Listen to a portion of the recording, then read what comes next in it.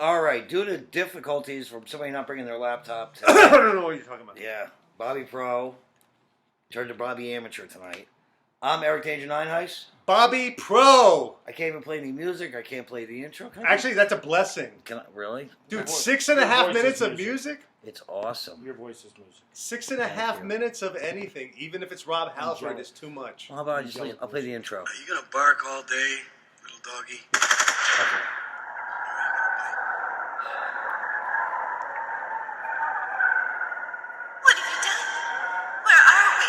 Greetings from the Humongous, the Lord Humongous, the warrior of the wasteland, the Ayatollah of rock and roller. You've got a real attitude problem, McFly. You're a slacker. I'm gravely disappointed. Thomas, keep the gun on him. He's definitely a criminal. From the 70s, the 80s, the 90s, and yesterday, it's the real Retro Radio Live. Take your stinking paws off me, you dirty ape. Be prepared. We're in modulation mode. Get ready for takeoff. And then 6 minutes of Van Halen. Oh, that's okay. That's good. Oh, but that's okay. That's It's almost okay, like yeah. Judas Priest, right? Yeah, 2 minutes of Judas Priest. So, again, I'm Eric Danger Nine Heist. Bobby Pro Nassery. Jody Simon, a.k.a. Jody Simon, a.k.a. Jody Malenko. Joe Malenko. Gotta love him. So, we finished the documentary today. Thank God. Oh, I get to have a break for a couple hours. For a couple hours. Yeah, a couple hours. Guy Metzger made the announcement at 6 o'clock. Did you listen to it? Yeah, I saw it, and basically the first half of the announcement was you waiting for Guy. No, that was 3 minutes, 4 minutes. Was it? Yeah. I guess looking at you that long seems longer. Oh, stop. Now they gotta look at us on video. Well, I'm not Yeah, in look. video. Oh, yeah? Yeah, now you are. So Bobby left his laptop home, which means that we couldn't hook up the board, which means that we're just going to freestyle this. I got a bunch of stuff I want to talk to this man about. We can do it. Yeah, no, we can. I kind of want to bring this up first because I kind of wanted to put it in the documentary, and then while I was thinking about it, I wanted to. It didn't fit.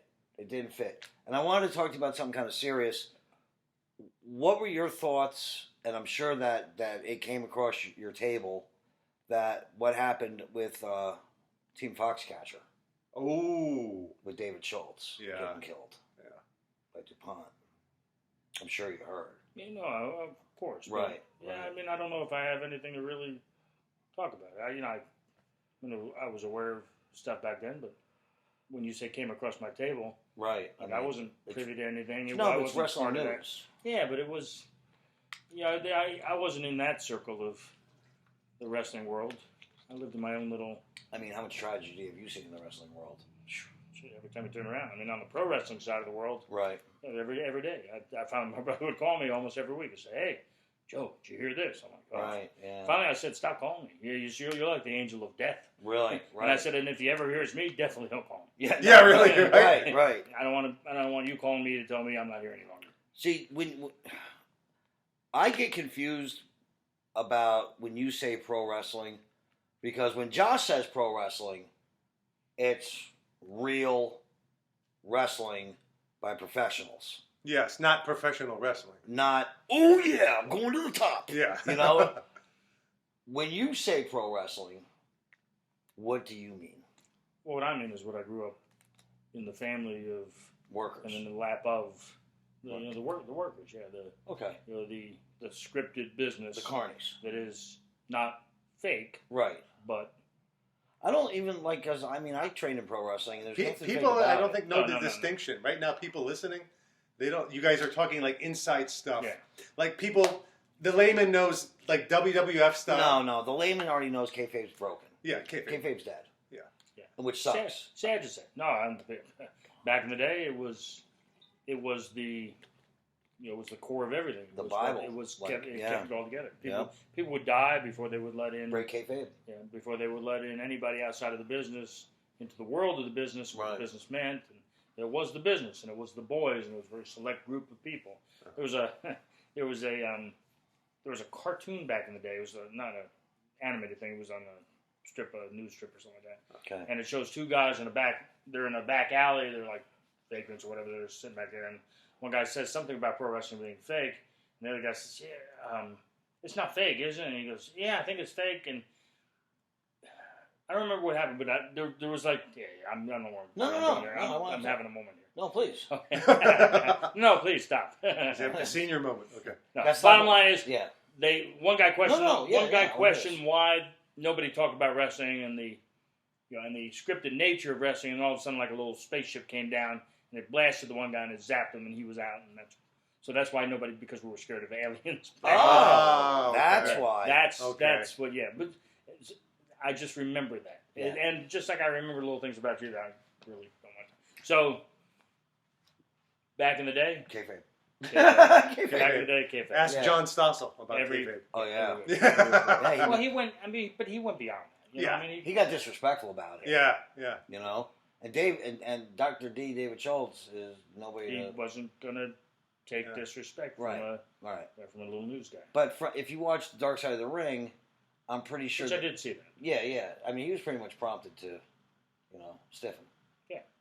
You know, and he hit him in the ear. In the ear twice. Then, and then he sued him. Yeah, but then supposedly it got carried away. Yeah, and then Vince released him. Whack him again. You know, was he out kind of blackballed after that? I don't know if he really had much of a Career to career begin after with, that. yeah. Well, no, I mean he was. He was over. He was working. He was definitely a good heel. Yeah. He worked a great. He just slipped up and went bye-bye. Did you and your brother ever work heel? Oh yeah, I loved work. Did you? It was the best. It was the best. Because you're not giving all the heat. Because you're giving all the heat. It's more fun, huh? No. You're the most well-rounded guys in the business. Are heels. Have always been the heels. Okay. The guys who are the easiest to get along with, who kind of get who just kind of get it. They're the boys. Right. And then you get some of the baby faces. In the past, they start believing their own hype. Okay. They're just more well-adjusted. It's fun. Want Coke? I will in a minute. Okay. Yeah. Do you have any interactions with the Sheik? Which Oh, Sheik? I knew Which the Sheik? The only Sheik, the No, Iron Sheik. that's not the only Sheik. No, well, there's been multiple Sheiks. There was the original Sheik. Yeah. That was Cosgrove. Sabu's uncle. Okay. I could give you a million stories about Cosgrove. All by myself. We don't even need him in the room. So can I leave? Can I just drink my Coke and leave? Stay here for a minute. My birthday present. That was nice. You did a good job. Right? Yeah. I mean, it's almost as if you read my mind That's as to what I want. or picked your pocket. Because Well, but no. Yes. There's a hole in that pocket. There's a hole in my pocket, dear Eric, there's a hole in my pocket, dear Eric, a hole. Guess which pocket I'll never I just in. like saying a hole. I know, and it went well. When I was a kid, I used to giggle when I said that. My experiences with Cosgrove, and I knew that Cosgrove was the second best real wrestler coming out of Iran at the time, and Sure. and he was a bodyguard for the Ayatollah. And he No, not the Ayatollah. No. No, for the Shah. He was a the bodyguard. Shah of for the Iran. Yeah, the Ayatollah came later. Right. Yeah. So I got introduced to him. The Ayatollah was, that's the Ayatollah rock and roll. That's the other guy, right? Right. Short guy. Yeah. Made a career for himself. But he worked everybody from the beginning. I mean, he was a great heel. I met him through Andy Vargas, who at the time was Kirk Hammett's bodyguard for Metallica. Uh-huh. And I don't think Sheik was doing gimmicks and doing all the things later on, but and I don't want to put anybody on blast, but I got Eric Sims calling me from a hotel in New Jersey telling him the Sheik doesn't want to stay. He's acting all crazy. Can I find crack? And I was like, Look, his trials and tribulations are well documented. Okay. In a documentary. Right. Oh, No, Netflix. I've seen it. no, I know. That's good. And for Eric Sims to call me and ask me to go find crack for the Sheik, and I'm just like, the Iron Sheik, and I'm just like, no. Like, how does one do that? Like, okay, you get the call. It's not like, can you bring a pizza when you come over? No, he's like, do you know anybody where I can get any crack? And I'm like, I have no idea. 1-800 crack. One crack. I don't know. You can get weed No, now in it's sad, California though. like It's that. sad. I don't think you get crack. And then when he started becoming more disabled, That's sad to Yeah, see him in well, a wheelchair. no, it got weird because Chris Candido was taking care of him for a little bit and always looking out for him. And he'd call him Sheiky Baby, and everybody was a jabron. Jabron. Yeah, and he was He great. coined Jabron, I understand. Oh, did he? No. The Sheik. Did he? He says he does. Yeah, well, He he takes He credit for also that. said he That's won a an lot. Olympic gold medal. Do it twice. Never. Yeah, He was never he an wasn't Olympic in the Olympics. He never got He refereed, I think. Yeah, I think he did go as referee. And he does have a. I mean, he was. He trained an AAU team. He I was, think in 1970. Yeah, well, he came over to the States and. Yes. But in Iran. Yeah. He was. I mean, he was a national champion. Yeah. Right. My understanding. I don't know how many second times. second best wrestler Yeah. coming out of Iran. Well, the guy who was number one, I don't remember his name. Right. Wasn't he he killed? was. He got whacked. He was a national. Shaw. I mean, he was a national treasure. Right.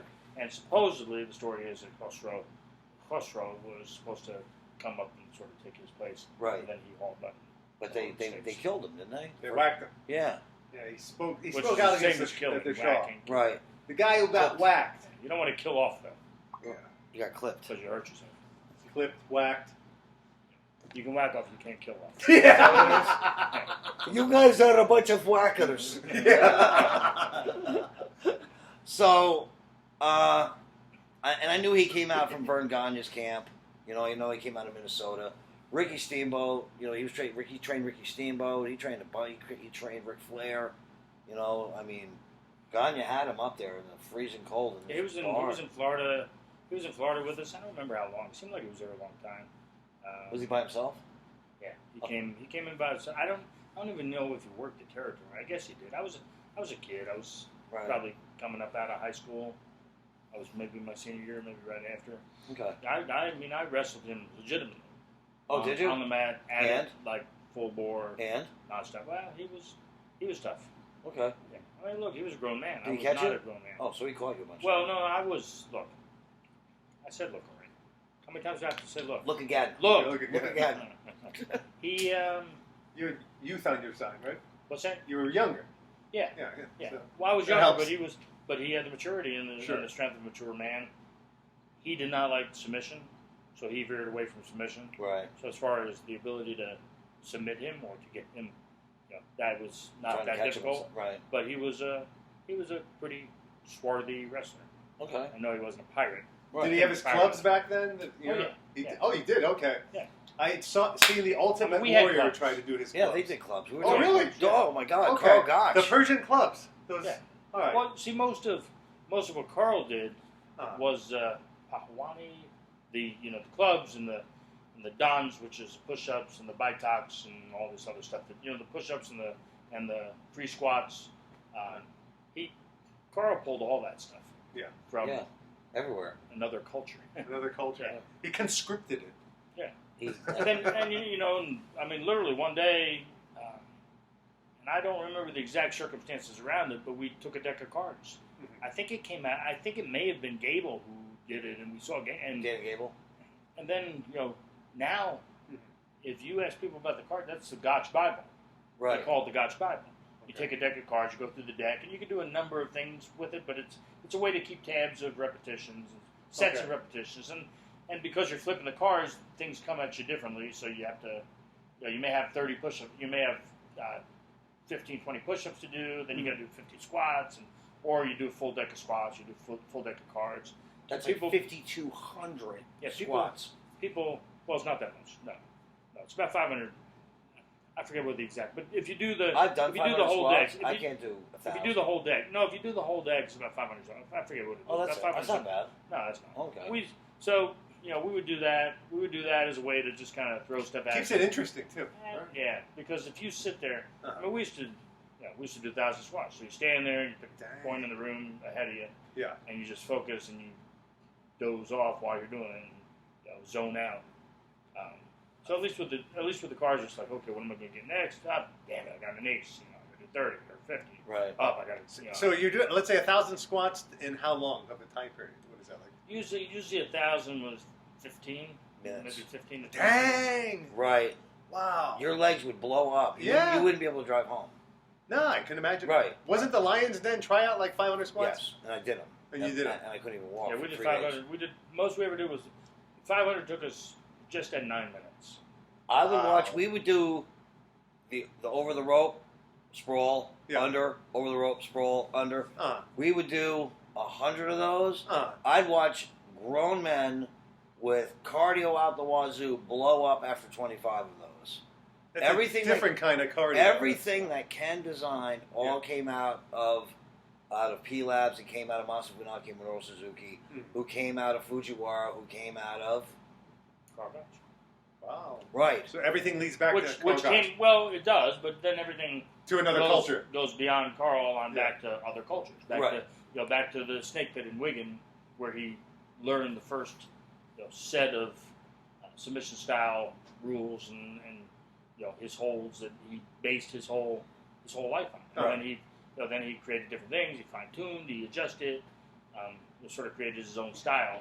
And then, as far as the training stuff, it was literally from every place in the world that he took something. He traveled a lot when he was younger. He traveled Europe. He traveled the Far East. He was a well-traveled man. One of the conversations that we had, and it blew my mind, because I would grab a key lock, okay, and I would turn the key lock. I'd be inside control, and I'd slide under, and I'd grab the key lock. And I remember Joe Hurley would always be like, "You got to pull it in. You got to pull it in tight, and then do the paintbrush with the knuckles. Paint the canvas with the knuckles." And he was telling a story, and he says almost the same exact thing. That now, whenever I'm pulling something in tight, it's all because Carl Gotch had everybody pulling everything in tight. We just said it was taking up the slack.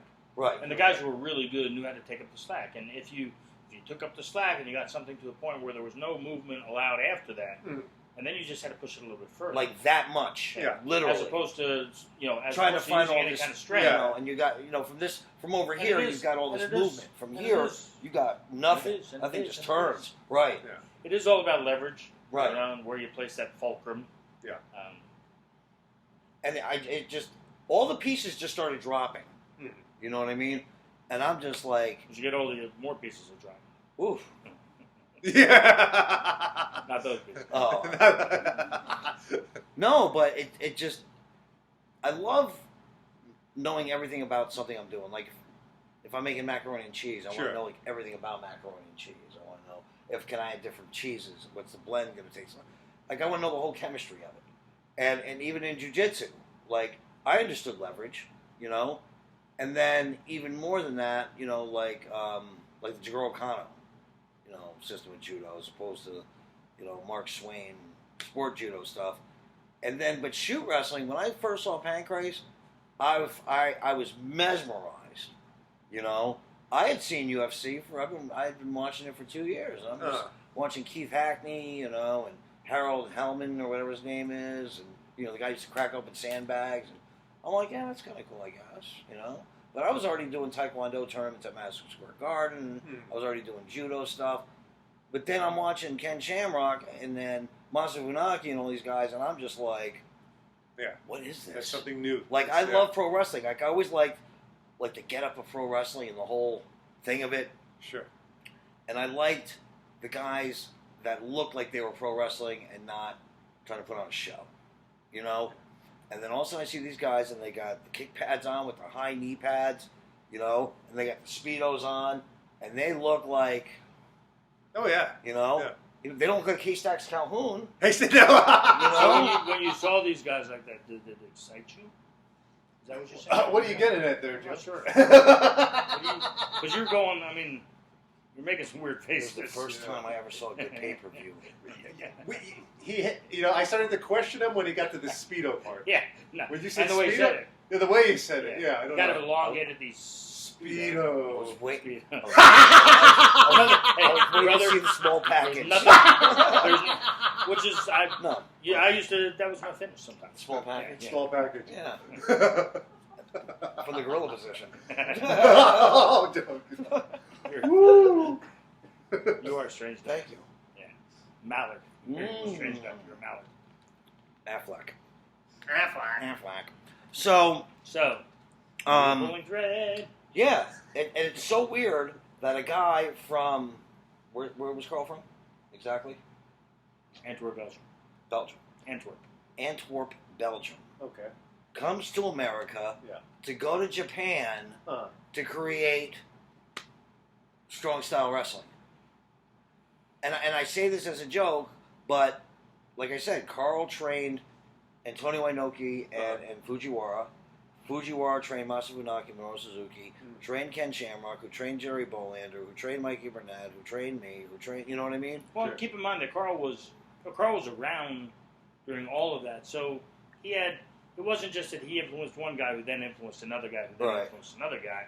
It was that he influenced a guy, but then he was around to help co-influence the next guy. I'm gonna pull a picture up. I'm gonna Funaki send to and you. Suzuki. Yes. Funaki and Suzuki had some time with Carl.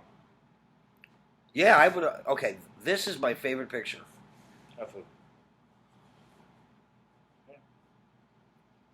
Have you ever seen that? Yeah. Oh, that logo? I don't know. But I'm trying to find out who took that picture and who gave him that. I thought Josh Burnett would have gave him that. I don't know. And it's the picture of Carl Gotch sitting in a wooden chair, and he's got a pancrase towel draped behind the chair. It was behind his desk. Oh, was it? Yeah. Oh, was it always there? I I mean, as of '93, I guess it was there after '93. But somebody brought him that. guess. I mean, I don't remember where he got it from. Right. But you remember seeing it? Yeah, sure. Wow. Wonder I where mean, it's when now. he, at the end of his life, he had a very small apartment. It was kind of dingy. Kind of made you sad.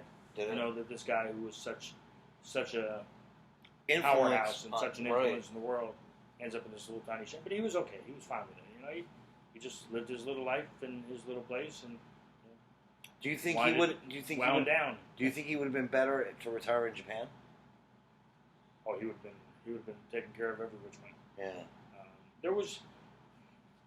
We had conversations about it. I don't know who else. Somebody else was trying to get him to come over here and Just to. not here, but No, nobody Japan. wanted to go to Nobody LA. wants to go to LA. Yeah. But trying to get him over to Japan. Yeah. Because he would have been. I mean, he would have been coddled. Okay. Everything done for him. Everything he could have needed, wanted, desired. So they have a tremendous amount of respect for him. Oh yeah, it was beyond. It was beyond just kind of the normal respect that you have for somebody. Sure. He literally was looked at as a god of wrestling. He It's almost like a changed national treasure. Yeah, he changed the face of Japanese wrestling. I don't know how many Americans I've ever seen that are buried in Buddhist or enshrined in Buddhist cemeteries. Well, especially those who had no Buddhist ties. Right. Yeah, he was, Right. That's just. Yeah. And who pulled that string? Inoki? Osamu with Nishimura. I think it was between him. It was between Nishimura and Inoki that everything kind of happened. Okay. You know, they just made it happen. They got him in the cemetery. They got this beautiful, almost obelisk kind of headstone for him. So he Black passed here granite. in the States. Yeah. He And died in Tampa, Florida. Okay. Died in the hospital. He was in coma for a few days. Oh, boy. And then he was cremated. We Uh-huh. put his cremations in the lake with his wife's remains Okay. because they were together most of their life. And then I had a little bit. Some people actually got mad at me because they said, "Well, Carl wouldn't want that." Carl wanted. I've heard that from a lot of people. Like they were mad that people brought this back. Yeah, some people were pissed off. I'm like, hey, I knew Carl better than any of you schmucks, Uh-huh. and he wouldn't mind because he was a tough guy, and on any given day he could love or hate you. Right. So there were times where he would talk negatively about anything and everybody, Uh-huh. but in general, Japan was where Japan allowed him to survive. Sure. Because he would have had nothing had he not been over in Japan and Right. gotten in the way he did. Do you think the same thing in reverse about Fujiwara? Like if Fujiwara came here, do you think he would have been able to retire? Or do you think that? Yeah. Yeah. Sam, Yeah. Do you think Different. that- Different. Yeah. Do you think there's that? I think, and I've heard this, how many times that history's wasted on the end. Like they think John Cena's old school. I'm like, what? Like, and I don't want to It's say just like, a natural progression. but yeah, but there's people that have dumped their souls into what they do. Like Ric Flair. Okay. Sure. Ric Flair. Is Ric Flair still relevant? I think so. He's always going to have an influence on. I mean, this he's had business. he's had his he's had his peak moments. I don't know. Right. He definitely doesn't. His peak moments are gone. No, of course. Yeah. But he's got relevance. Right. Do you Just, think? if okay. nothing else in the history books and the people who are the real scribes of Right. pro wrestling. Okay, let's Pro talk wrestling, about in your opinion, and in your opinion. Sure. Okay. I'll say a name and say relevant or not relevant. When you say relevant today, Yeah. to relevant. Well, to, relevant re- to what audience? what? Yeah, exactly. To What fan- audience? To Like the fan base? to me, Ric Flair is relevant. If I see him on YouTube, I want to wrestling? watch it. Right, because I've heard this from other better wrestling schools like Les Thatcher's or Dr. Tom. Like you will watch, we will sit and watch hours and hours and hours and hours and hours of wrestling matches. Yeah. In an In an hour. and one of the things that Sandwiches. I know Can I that get some soda? yeah, please. Can I get up? Yeah, you can do whatever you want. As long as you can hear me. Oh, thank you. I'm gonna grab you give him a couple ice? grab the ice. Yeah. I'll do it over here. Okay. That way they can see my crotches out across the screen. Thank you. Playing you for a minute, Jesus. Ugh. So Fight So- Labs, specialized supplements, that's right. vitality, longevity. Yeah. What's that say on the bottom of that one? Yeah, right. No. Listen, take Fight Labs, or you're going to end up like that.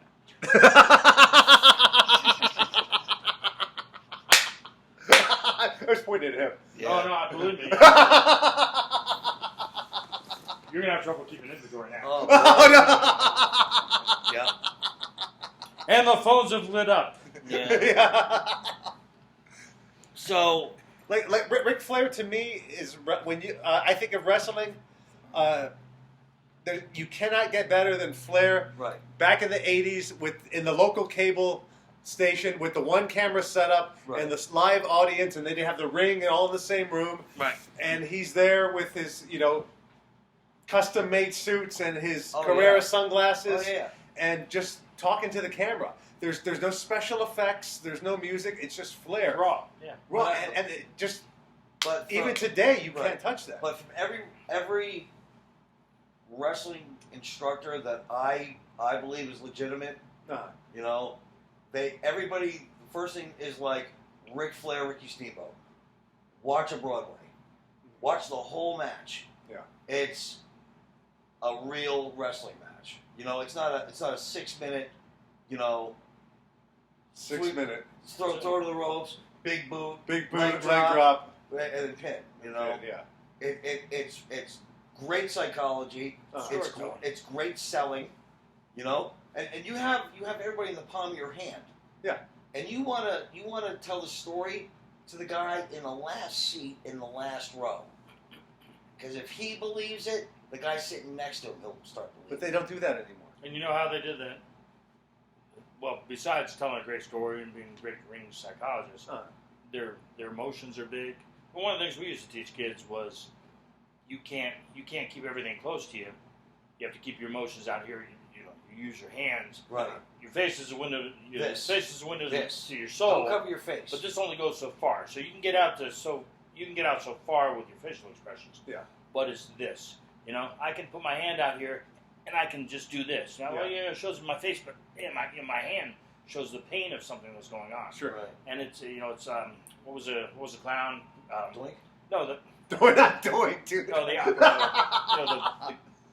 Oh, Puccini, not Puccini. no. Marcel. No. That was the mime. He was a mime, right? It was an operatic clown, I guess, and he's just the. We're not cultured. Forgive us. Caesar Romero. No, you can see That was the joke. the pain. You can see the pain through somebody's body. right? Yes, Because, yes. It's almost like their body is racked with pain. Yeah. Right. And you show that, but it's got to be big because you're playing. Yeah, you didn't have jumbotrons, Right. So you're playing to that guy. Flair who's was way the out there. best at that. You're in the Budokan. No, Ricky Steamboat was the best. You Well, there were a showing lot the of- pain? Oh. No, there were a lot of guys that were the best at that. Right. Here's the thing. Each and if you had a good territory, Yeah. you had a cacophony. I like that word. Yeah, Cacophony. I mean you had That's a good word. you had a lot of things happening, and it all added to the flavor of that evening. And even though one guy may have stood out for any one person, it was the full mix. Still a team. They take several. All of them. Correct. Yeah. And it always struck me funny that you would have some guys who truly believed that the territory rose and fell on them. Right. Yeah. And it wasn't that they didn't have a great effect on the territory, but they weren't everything and anything. Right. They were just a piece of the action. They were just a piece of what made things great. Right. Because you had a deep bench in a lot of these places, and if face the facts, if somebody would have gone to the matches in some of these places, like in the hills of West Virginia or wherever else, and you just got one good match, and the rest of the matches are the shits. How many times are they going to come back? They're not. They're not going to just come back to see Ric Flair. No. They're not going to do that. I don't care how great he is. Right. There's got to be other good stuff. Do you know how many bookers do that? They'll book that one strong main event, and they'll get these 120-pound kids that call themselves pro wrestlers, and I'm like, what? What? And Les Thatcher was like, just don't call yourself a pro wrestler. The guys I knew who were good, there were a lot of them, and my dad was one. You saw the video from Flair where he said my dad was one of the best guys in the business, one of the greatest heels in the business ever. Who trained your dad? Maybe the greatest heel in the business. Who trained your dad? He really, and it's funny, but I really don't know if there was any one major influence. My dad just kind of, Picked it all up. it was just an experiential thing where he got in, he did it, he worked with a lot of great guys. They grew up in Newark, New Jersey. Henry Wittenberg. Really? Yeah. Yeah, there was an Olympian wrestler. You're from Newark? Yeah. Wow. Okay. Is that wild? Was it what the school there is? Larry Sharp Monster Factory. No, that's all the way down in Paulsboro. Is it okay? Yeah. Oh, what is that? It's Guy Metzger. Okay.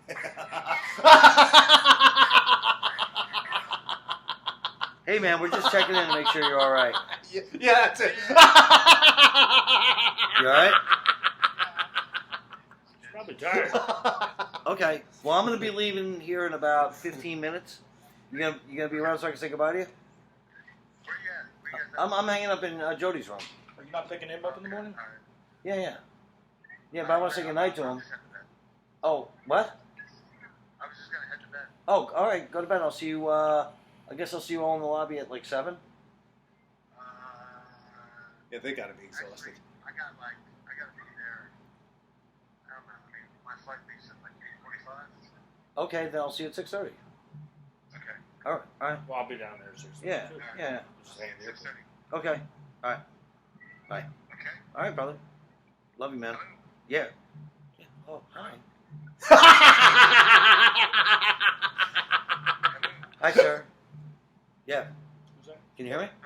Oop. Oh, sorry. I'm up in a room, so I guess I got a bad signal. Hello? Hi. Okay, that was weird. What was going on? I don't know, man. I'm up in a hotel room. I got a bad signal. All right, guys. I'll just see y'all in the morning. All right. Good night, Dr. Metzger. You're terrible.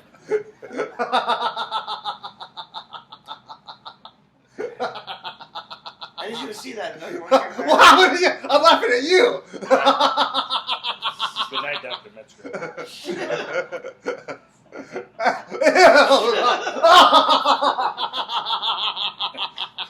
See, I put the finger over it. Where were we? I don't. Were we anywhere? We were somewhere between Ricky Oh, well- Steamboat and Ric Flair. No, I was about his getting- dad. Oh, Newark. Newark. It wasn't. Yeah, it wasn't about my dad. It wasn't about any. Well, we were talking about how my dad got in the business. And how he got good and what he did. I mean, he just learned the ropes.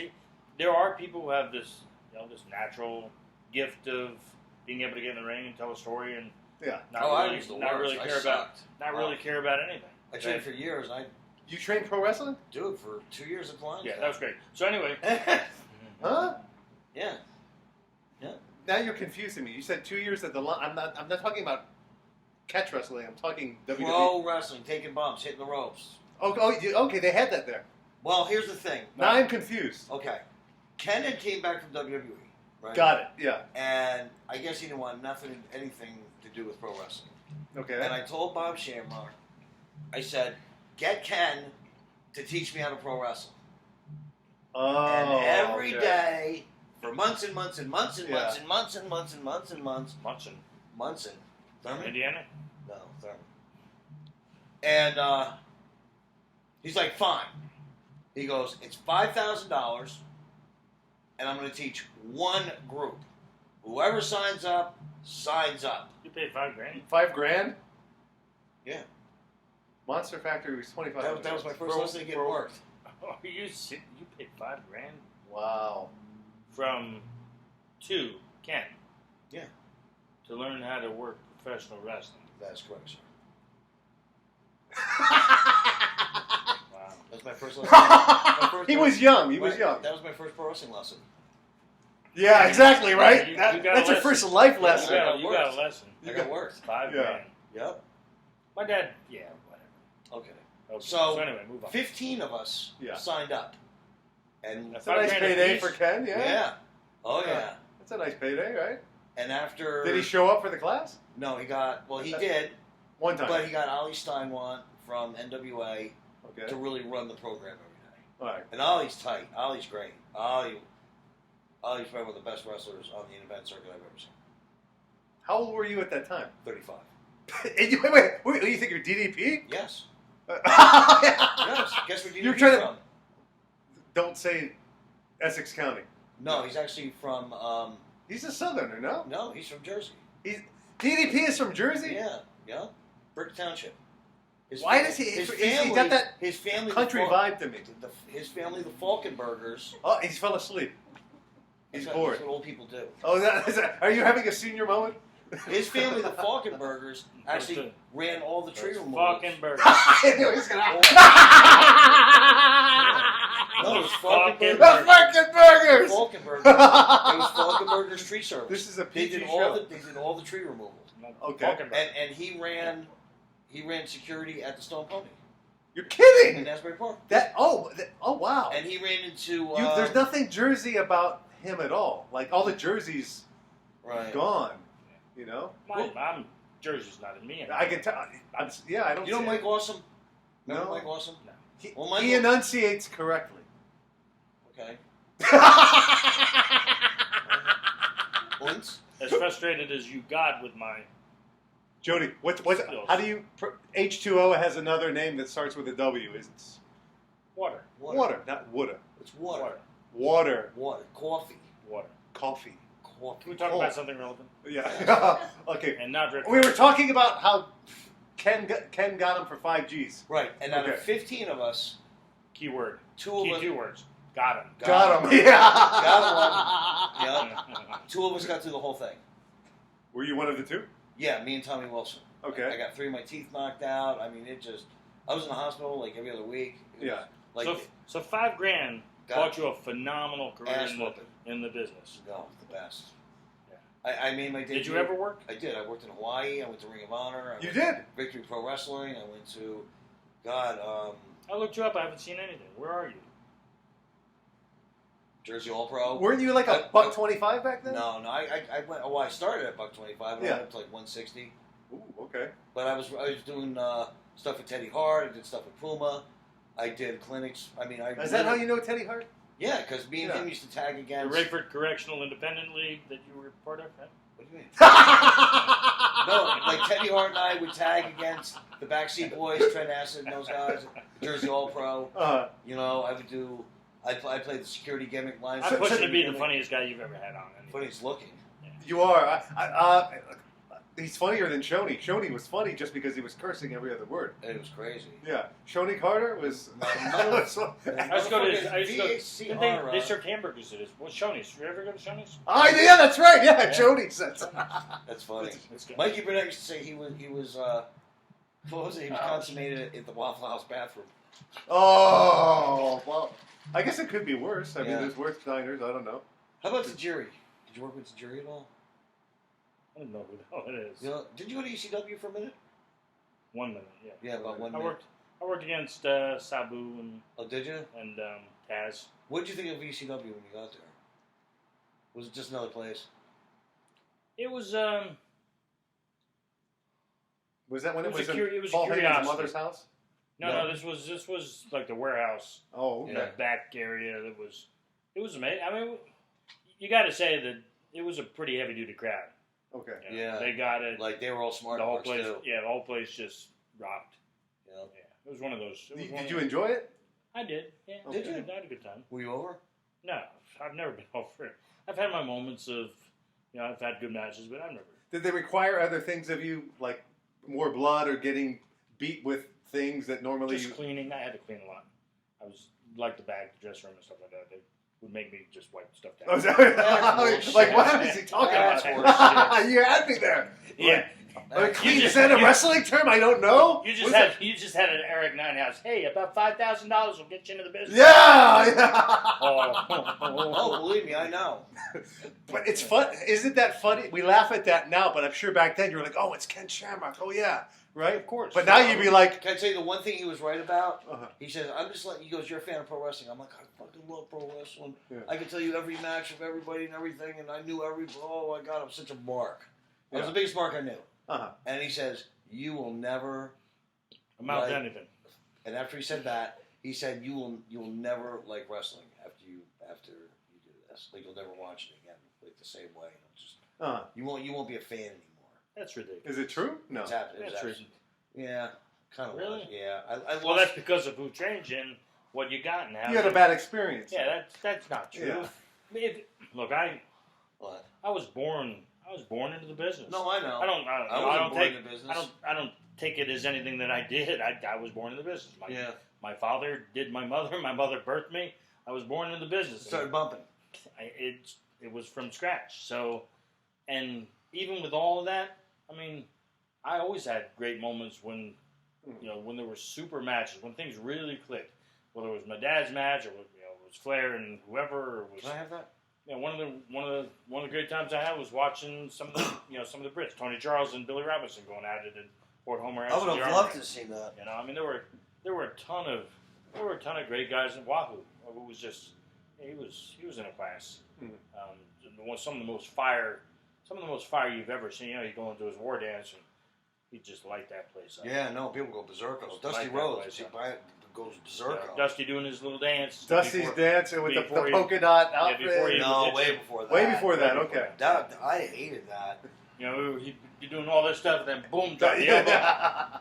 The place would just explode. Yeah. Goofiest, silliest, stupidest. But he had thing. charisma, though. Well, but here's the thing too, and it's my Tony Charles story, and it's related to my dad. So Tony Charles and Billy Robinson got out, and they had this match, and threw everything but the kitchen sink in the match. Match was over. Fort Homerly has your armory. I'm standing up the stairs with Tony. Right. And my dad was on. So my dad's doing some stuff. You feel the crowd just getting hotter. My dad did the old Three Stooges, fingers in the eye, two fingers in the eye. Yeah. Place went nuts. And Tony's looking at me like, what the hell did he just do? I said, No, because he's over. He just did. Well, it was partly because it's over, but I would always say, there are certain people who have that kind of timing to where they did something that didn't really amount to anything, but they did it at the right moment. Yeah. Right. Not a second too early, not a second too late, just the right moment in a match where the people were just ready to pop. Yeah. Gave them a little something, and the people just Pop. exploded. Yeah. And it's huge. And it didn't have to be anything huge or out of the I've seen The Rock do that in Anaheim just by raising an eyebrow at the right moment. Right. Yeah. And I've never seen anything like that in my life. He said the same thing. Yeah. We just actually just talked about that. Didn't Yeah. It's funny. Rock and Roll Express. Oh yeah. We were talking about that last week. Yeah. Because we were talking about who was on the gas and who wasn't on the gas. Oh yeah, we call it the fist bump. Yeah. So fist bump is gas, Right. supplements, Yeah. anabolics. He knows. But he might not know fist bump though. Oh no. That's our code word. Right. That's our code word for steroids. Yes. When we say fist bump, Right. And we were trying to just decide between, like, we're doing the relevance thing. Yeah. We were trying to decide who we think was on the gas and not on the gas. And I said Rock and Roll Express. And he goes, No way. No way. No way. Ain't no gas. I don't know. Again, I wasn't really relevant. I pretty much on purpose. I relegated my own career Right. You just want to to stay in overseas. Japan. I want to stay in Japan. I want to do my thing over there. I did some stuff. You just want to kind of acclimate, or not acclimate. You wanted to. I'm really tired. You wanted to be following Carl's footsteps. It wasn't even. It didn't even have to do with Carl. So here's the deal. In the Couldn't get States, booked. You couldn't get booked here. I couldn't get booked. That's what Yeah. Let's cut to the chase. No, right? Let's just keep it real. Yeah. When No, keeping it real goes wrong. In a sense, Yeah. I was a hard sell here in the States just because of my size. Because, Was your brother? Oh yeah. Okay. Back then. I Yeah. mean, back then when we were coming up. Oh, when it was the land of This giants. is where the Giants. Yeah. Everybody was 200 pounds or better. But we could go overseas, and we had a nice little spot for ourselves. And here's the deal: I never knew if I was going to make a certain amount of money Right. doing a job. I mean, when I say a job, I mean just getting out and working a match, not necessarily doing the job. Yeah. I didn't know if I was going to get paid or what I was going to get paid. Half the time, not too many people had guarantees around here, so unless you were certain guys. Right. So you got out and you worked a match, and then they'd say, okay, well, we had a pretty good crowd. Here's $25. We had a pretty good crowd. Here's $200. We had a great crowd. Here's $500. Then you go the next week, and the crowd would even be bigger, and they'd say, "Here's $200." Oh wait, whoa. You're doing. How does that work? Yeah. How do Right. you try and there was a big thing where the guys would look at the house, and you go back and dress room, and I think it's this, and it looks like it's better than last week, and but the paychecks never matched up with what the boys thought the house was, and of course everybody was young and people were skimming and doing whatever. And that's nobody trusted any promoter. And that's when the bookers trying to work the promoters. My point in all that is you didn't have to worry about that. Right. Because you go to Japan, they say this is what you're going to make on a weekly basis. Okay. And at the end of the tour, they handed you that money, and you never had to count it. Okay. So you can have a nice kind of life over there. Let's say if you wanted to do this long term, Yeah, and you didn't care to be in the States. Most people didn't have longevity. I mean, I did a pretty good stint over there, but the average person. Did you make a good living? I didn't make a living. I made a good supplement. I made a good supplemental living, but I didn't make a living. And so why did your brothers stick it out? Because that's what he wanted. I mean, he wanted to be in the business. My brother wanted to be a professional wrestler as his life deal. Right. Can you make a living outside of WWE? It was hard. When WWE took hold, and the territories started, for a number of reasons, not just because WWE, because of the way the territories were not staying up with some of the times. Right. WWE was really impacting that. There was so much airtime. Sure. Only so many hours a week that people even want to watch wrestling. So if all this stuff is on, they started pulling away from their local promotions. You had a hard time finding independence. Yeah. I mean, as the territory started dissolving, you just had some independence and stuff out there. You had a hard time making a buck with that. That kind of goes to what we were discussing today. Was if you're going to do a fight league or something like that. Yeah. You really got to make sure you do it in a way in which the guys that you give an opportunity to, they have the ability to, have continual. Well, fights, that's why continual revenue. Because you almost need a day job, and then this is a side gig. But that's hard. And you heard tonight Guy Metzger say that we're going to be doing the hybrid wrestling, and it's Jody Malenko's call. He's the overseer of all of it. Yeah. And if it ain't what it's supposed to be, then it ain't going to be. But you can't ask people to do things and have it the right way for a part-time wage on a part-time basis. Right. No. You got to be able to provide. It goes back to the territory days, or it goes back to what is now WWE. Mm-hmm. The territory days. You had your routes, and you had your towns, and it was pretty much an every night deal, and you made your money piece by piece, unless of course you were certain people, and you had guarantees. Guys had guarantees going to the Carolinas, for example, but the average person, as long as you were working pretty much every night, you were making a decent living, you could live. Well, let me ask you this, and I'm not. But you got to get in the work. You can't. You can't say, "Hey, I want you to come up here, and I'm going to pay you pretty well, but I can only use you once every 3 weeks." Oh God, what? Yeah. What? No, you need to use me 4 nights a week, twice on Saturday.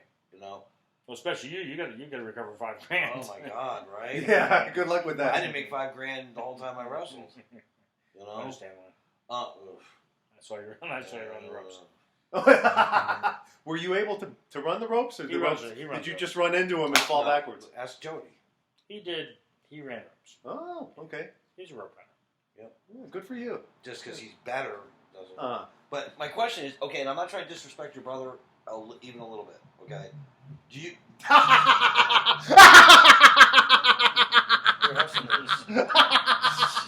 Did you take mine? I think he did. No, drank it. I know. Go ahead. Disrespect. Do you consider your brother a mid-card guy, or better? Only a mid-card. Only so. And I'm talking WCW and WWE. Everything has to be taken in context of how you're looking at it. So if you look at my brother's talent, yes. Oh, it's main event. He wasn't a mid-card guy. No, absolutely. No, I mean technically, Jerry Briscoe walked up to me one time out of the blue. Right. And he said, And Jerry hated me when I was a kid. Okay. And now we're like, we're two older men in love. He walked up to me one day, just out of the blue, unsolicited, and said, "I just want to let you know that your brother may have been the best technician that I've ever seen." Oh yeah, no, he's great. And I was a big Mark fan. coming from Jerry Briscoe, Right. whose brother was Jack. Right. I mean, Beats everything. Yeah, big kudo. Okay. Big kudo from him. Who would I? Okay, what am I? Okay, how about?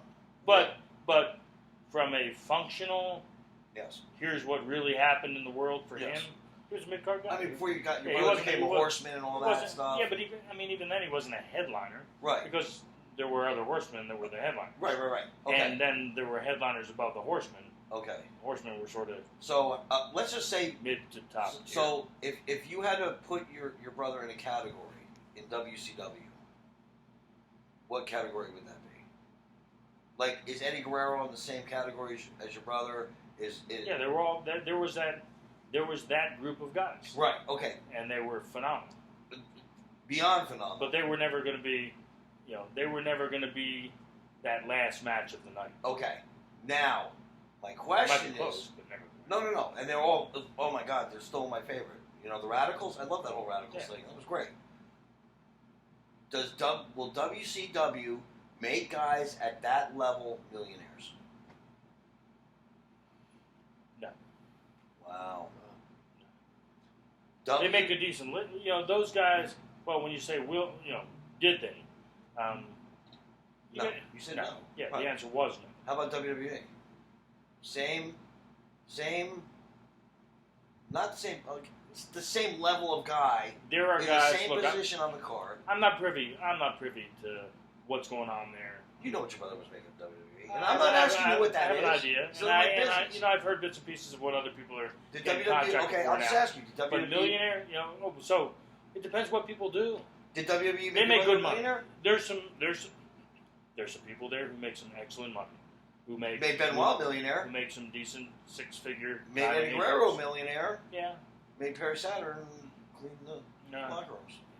It's they make good money, but what do you do with it? Right. Are you smart? Do you It's tuck what it away? you do with it. Yeah. No, I know. I mean, these guys. Look, these guys aren't making $50,000 a year.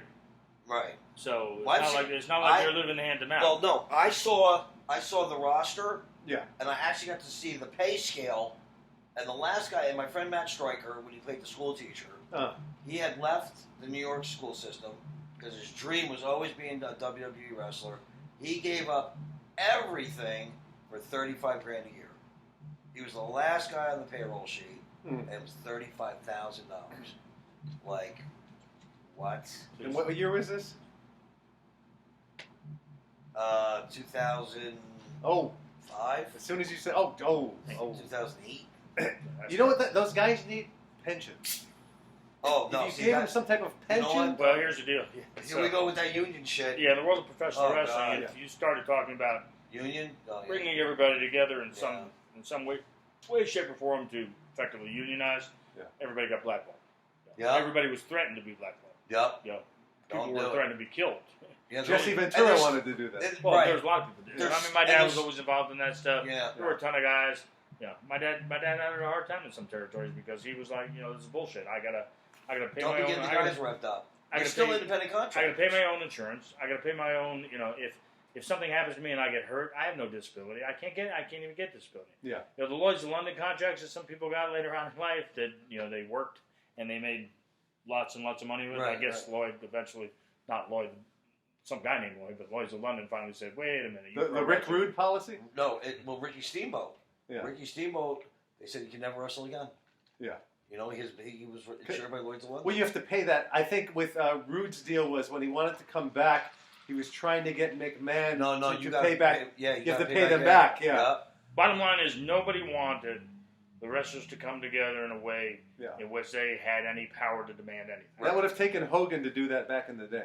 I think. Because certain promoters would have taken a back seat financially, and they weren't ready to do that. And the amazing thing to me was, and I knew, as a kid, I was still privy to a lot of stuff that my dad was involved in. Right. I knew my dad was getting out there busting his ass each and every night, bleeding, walking up a flight of stairs, not even being able to, barely able to walk getting into the apartment, and I could hear him shuffling. I'm like, "Dad, you okay?" He goes, "Hey, I need your help, to get some ice or whatever, and just to start feeling good." in the same breath, the promoter was going out on weekends on his big boat, flying his plane, living the life of Riley, couple Same ranches. thing with producers and actors. Yeah, sure. So why, all of a sudden, if the boys would have come together and said, whoa, hang on a second, we've now banded together. We're not even going to work for you. So good luck having matches until you deal with us. And the only way we're going to deal with you is now you have to provide. We need insurance. We need insurance. We need to make sure that we have some long-term, short-term disability. If something happens to us, you take care of us, and you take care of my family. That we get a piece of the gate, not just what you tell us the gate is, but there's some kind of way somebody's their accountant or something. Whatever. They look out for our best interest. Clicker count. So, but smartly, not right, but smart on the side of promoters. The promoters would get together as the NWA, which was never really anything. Right. Yeah. It was just a group of guys who say, "Hey, let's call ourselves the NWA." Right. Muchnick and the rest of the crew, and they would get together and they'd be like, "We'll squash this. Hey, Larry, we hear you're going to be part of this meeting. Yeah. And if you're part of this meeting, don't bother trying to come to my territory. Don't bother trying to come to my territory." Mm. It's like you hitting the lottery. Yeah. And giving the money back so you can collect food stamps. That's what Hulk Hogan would. That's what would happen with Hulk Hogan if he tried to do that shit. Yeah, because he was the top guy. He was getting the money. Why what does he care about the other guys, right? Listen. All these guys do are put themselves over. Yeah. It's not a team sport, dude. Yeah. That's why there's stooges. That's why locker rooms are controlled a certain way. That's why there's locker room politics sucks. Yeah. I'm there to get over. I'm not there to put you over. Sure. You got to put me over. I don't want to put you over. I mean, the camaraderie and the buddy stuff that exists at one level, right? Yeah, because it's fun. You're in this community, but when push comes to shove, changes with the money, right? Yeah. Carl used to say, "Screw you, Jack, I'm okay." That was that mentality. Screw you, Jack, I'm okay. As long as everything's good for me, screw you. Right. I'll be nice to you. We'll get together, we'll high five, I'll see you in the locker room, like, "Hey man, how you been?" And that's the one thing that they don't teach you in wrestling school. They don't teach you the business of wrestling. Well, the Clique figured it out. With Shawn Michaels and they had figured out way before that. Yeah. You know what I mean? Like when the Hearts ran Canada all through there, and all the Canadian guys, Pillman and Bulldog and Neidhart and Owen and Davey, and they had been doing that way back in when, I mean, it's just what it was. I've never asked you this, and we talked a lot of crazy shit. What was the moment when you just said, "I'm done"? Was it bad or good? Or are you not done? I don't know if I am. Well, no, I'm done. I'm done. I'm forced to be done. My body won't handle. Okay. My body won't handle being in the ring. Because there's guys that are like, I still got one more left in me. Yeah. Well, okay, those are guys who really don't look at themselves, and they're unrealistic about where they are in their life. Yeah. Right. I can't. I mean, could I get in the ring and perform? And the answer is yes, at a certain level. At a certain level. And then the question is, do I want to be seen that way? Is that the last thing I want to be seen doing? Where somebody says, "Wow, you look." I mean, I can still throw a good uppercut. Yeah. The elbow. I mean, I can come up. I can look decent doing that. But if I take a bump now, I'd have to go down in sections. Sections. Oh yeah, I like that sections. I'm gonna come down a little bit. It's like imploding a building, right? Just the timing has to be right. I mean, I was a pretty decent protector. When I got hit, I could splatter. And I'm not as good as some other guys. Have you ever seen the Malenkos wrestle with British Bulldogs? Back in the day? Oh my God! Yeah. It's my favorite stuff. You have to know when to hold them. Hold them, right? Yeah. How great was Dynamite Kid? He was. Was he? Yeah, I already caught him. Yeah. There are certain people that you meet and you just go, oh. And he's one of those guys. When I was in the ring and I stood there and I look across and I'm thinking, wow, you're Dynamite. Yeah. We not that I was at his level, but we had a mutual respect for one another. Well, you were Carl's guy, and he was.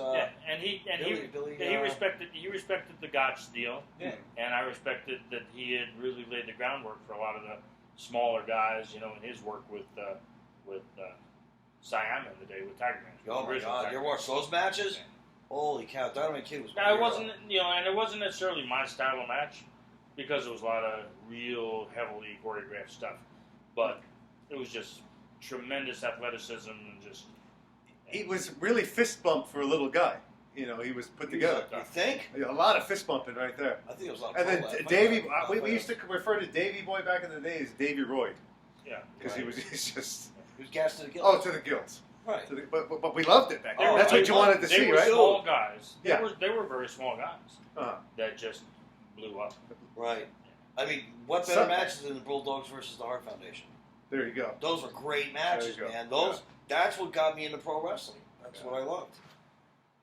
Oh, I think this it froze. That's weird. Yeah, it's freezing. So we probably got to wrap. This was fun. Yeah. Because you never know when we do these. We never know where it's going to go. Yeah. We don't have a script. We just, I love you, man. A lot. Thank you for all this. You're welcome. Thank you. All right. American Ninja Nine Heist. Bobby Pro Nasser. Joe Malenko, Jody Simon. My beautiful wife. I want to thank you, Jennifer, for this most insane couple months getting this documentary done. I love you, my sweetheart, darling. My beautiful daughters, Emily and Samantha. And happy birthday, bro. Oh, fuck. It's his birthday. He's 32. Oh, you know what I got for my birthday? What? Nothing. Ugats. Now, do you understand Italian? That's right. Do you understand Italian? Do I understand Italian? Yeah. Some of it, yeah. Ugats is dick. Yeah. Ugazzo is nothing. Okay. So when you're like, what and you know how I found that out?